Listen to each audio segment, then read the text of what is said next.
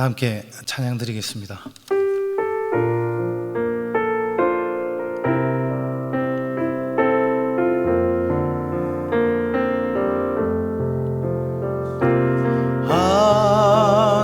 하나님께로 더 가까이 갑니다.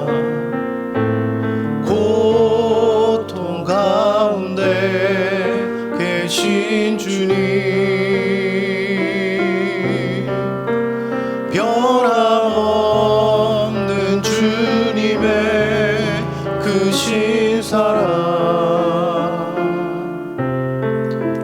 영원히 주님만을 섬기리.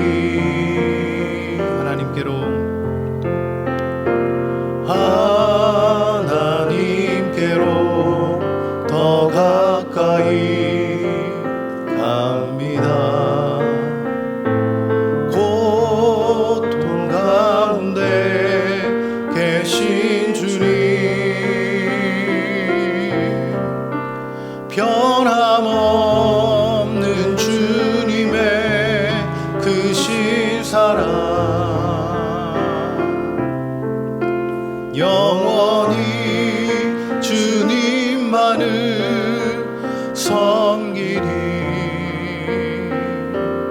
아멘. 이 시간 기도문을 함께 읽으신 후 기도하도록 하겠습니다. 6월 29일 입법 예고된 포괄적 차별금지 법안을 막아 주옵소서. 인권과 평등이라는 이름으로 포장되어 있지만 동성혼을 옹호하고 오히려 교회와 국민들을 역차별하는 차별금지법의 악한 의도가 드러나게 하시고, 나라와 이 시대를 지키고 교회와 다음 세대를 지킬 수 있도록 포괄적 차별금지법 제정을 막아 주소서.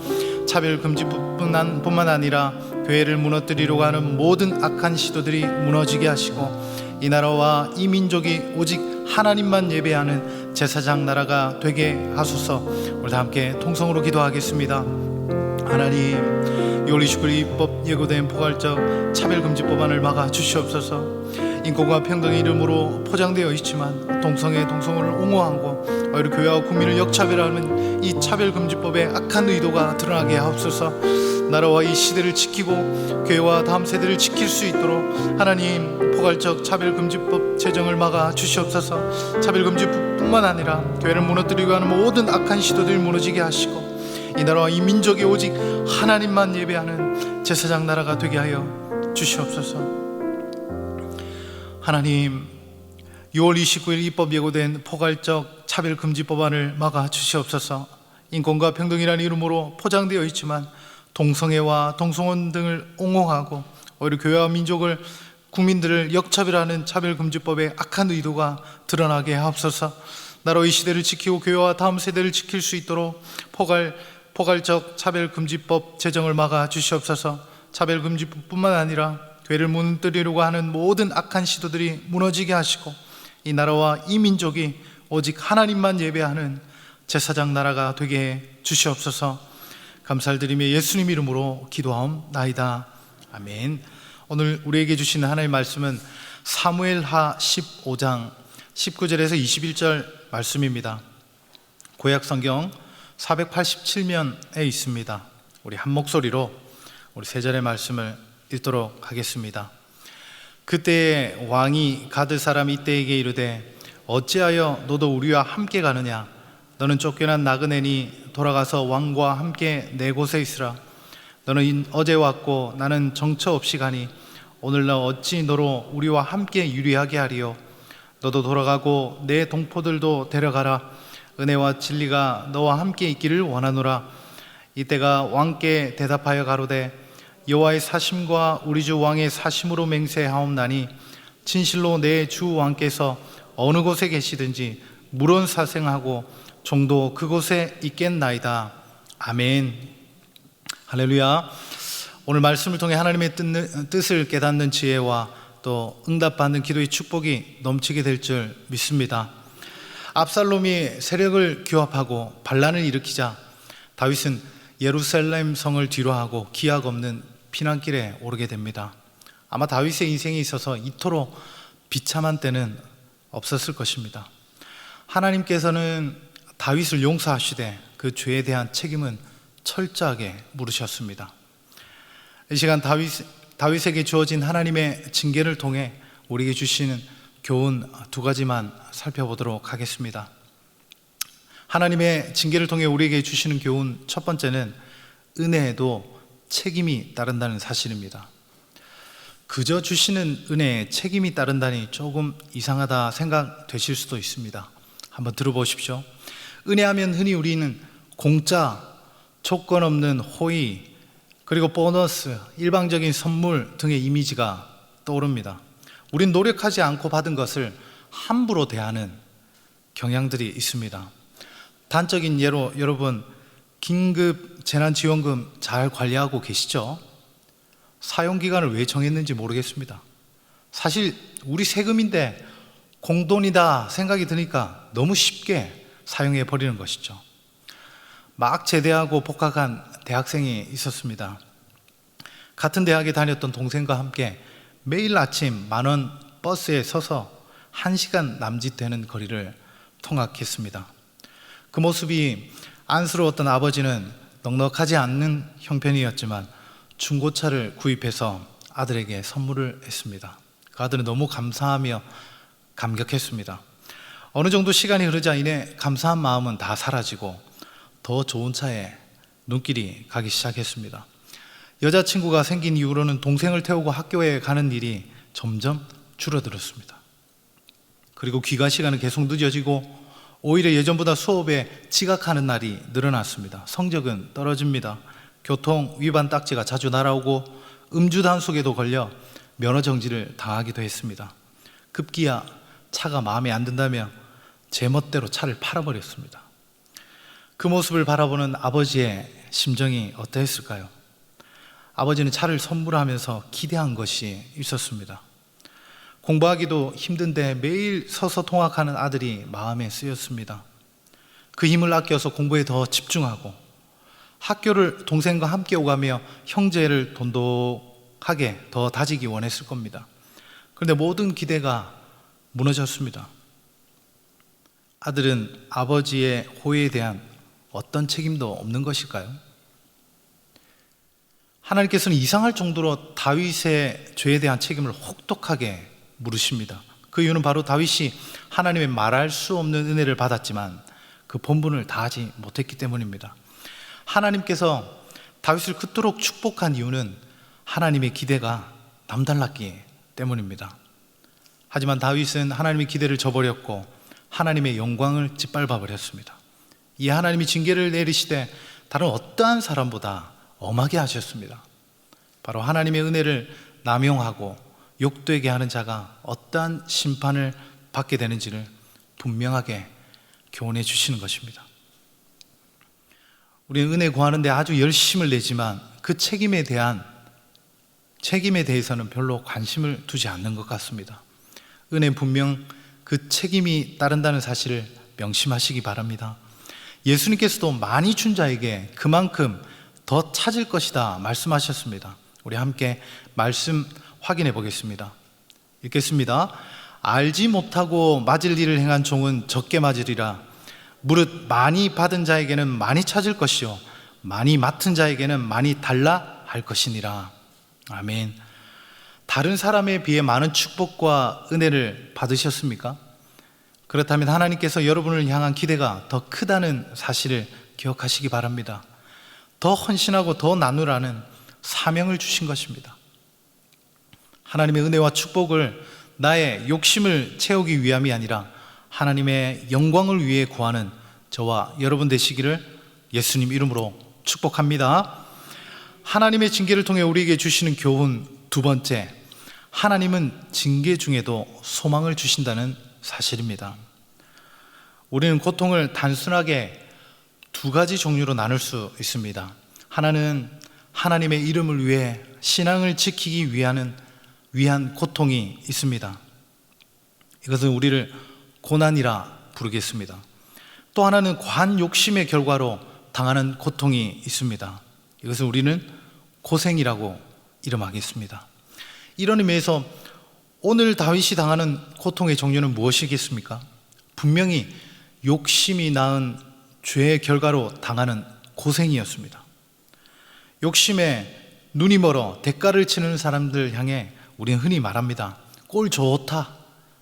넌 당해도 싸다. 넌 고생 좀 해봐야 해. 라고 말입니다. 다윗에게 등을 돌렸던 사람들 그 모두의 심정이 바로 그런 심정이었습니다. 하지만 우리 하나님은 어떠십니까?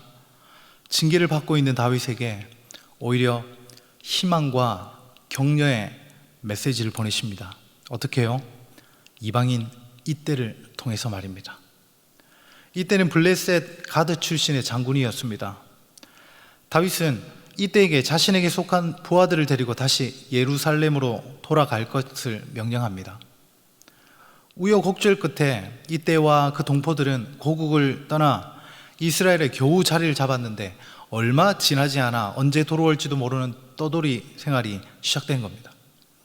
다윗은 안정적인 삶의 터전이 절실했던 이때와 그의 식솔들에게 마지막 호의를 베푼 것입니다.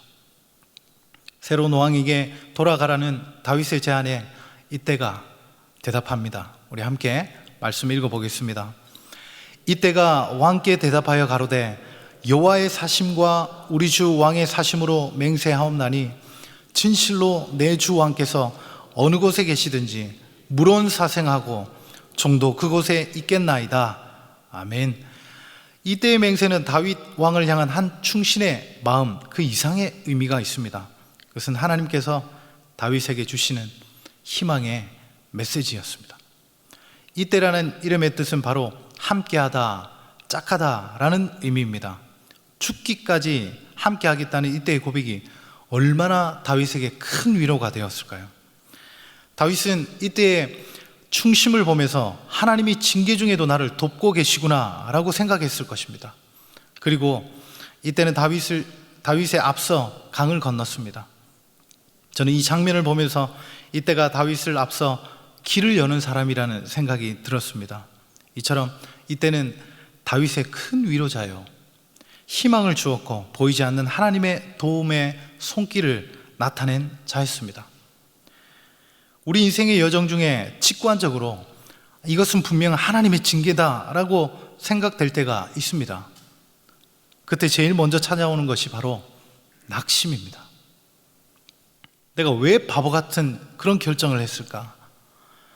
하나님의 마음이 풀리기 전까지는 나의 기도는 하나님이 듣지도 않으실 거야. 하나님이 나에 대해 얼마나 실망하셨을까라고 말할지 모릅니다. 또 하나님이 저 멀리서 팔짱을 끼시고 한심한 눈빛으로 나를 쳐다보고 계신다는 기분이 들지 모르겠습니다. 하지만 하나님은 결코 그런 분이 아니십니다. 징계 중에 있는 다윗에게 이때를 보내셨듯이 우리에게도 이때를 보내시며 내가 너와 함께하고 있다 라고 격려하시고 소망을 주시는 분이신 줄 믿습니다. 우리 히브리서 12장 5절에서 6절 말씀 함께 확인해 보도록 하겠습니다. 내 아들아, 주의 징계하심을 경히 여기지 말며 그에게 꾸지람을 받을 때 낙심하지 말라. 주께서 그 사랑하시는 자를 징계하시고 그의 받으시는 아들마다 책찍질 하심이라 하였으니. 아멘. 그리고 우리가 고통 가운데 있을 때 우리를 격려하고 소망을 불어넣어줄 이때가 필요한 것처럼 우리는 또 다른 사람의 이때가 되어주시길 부탁드립니다. 이 세상에 위로와 격려가 필요 없는 사람은 단 한 사람도 없습니다. 먼저 가까운 우리 가족의 이때가 되어주십시오. 여보, 나 무조건 당신 편이야. 아들, 딸 많이 힘들지? 다 잘 될 거야. 늘 기도하고 있는 것 잊지 말고 조금만 더 힘내. 파이팅! 이렇게 가족들에게 격려해 보십시오. 그리고 우리가 사랑하고 존경하는 담임 목사님 그리고 장로님들의 격려자가 되어주십시오.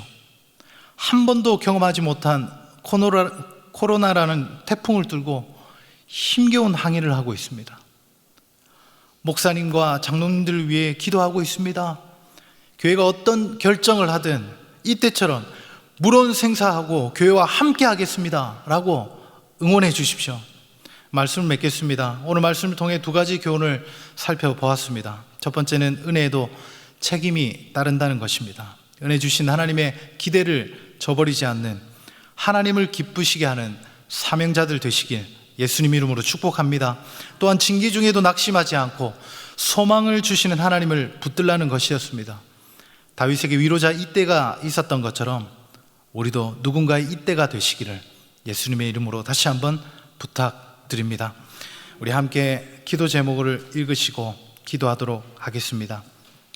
하나님의 은혜에도 책임이 따름을 알고 은혜 주신 하나님을 기쁘시게 하는 사명자가 되게 하옵소서. 하나님의 징계 중에 있을 때라도 낙심하지 않고 소망을 주신 하나님을 붙들게 하옵소서.